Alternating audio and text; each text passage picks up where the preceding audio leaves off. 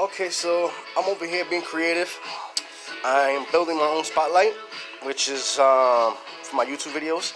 So I have bought two of these umbrellas. Which this one I already took the piece off. So I got this one right here. I gotta make two of them. So what I did is I made a hole right here, and I made a hole back here. I broke this piece off, which is the handle part, like this. Take that off. Now I have my wire in here, which I building right now. So this is the on and off switch. I use my drill to make a hole in there, and I bought these lights too as well.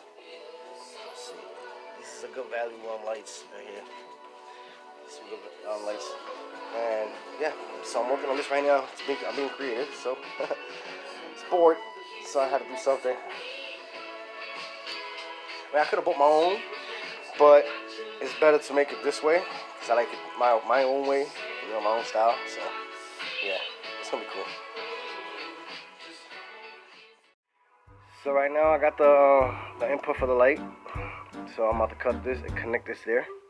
I got my wire cutter here, which I'm about to, you know, cut the little piece off, and then from there I'll tape it, and then I'll slide this in and I put it in here. I'll put it right in there, and then I'll tape it with some electric tape, some black electric tape. Yeah. Okay, so basically I didn't use the thing I was making. I didn't use my umbrella like spotlight for this, but I was just testing it out, and this is how it looks. It's nice and bright. This is the basement where I work at, so it's nice and bright. So when I do my YouTube video, I'll hang it up on a pole and do my videos like that.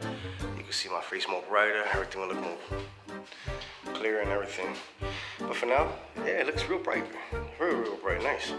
I just hanged it up right there for now. Just testing it out. But this is what it is. Looks awesome.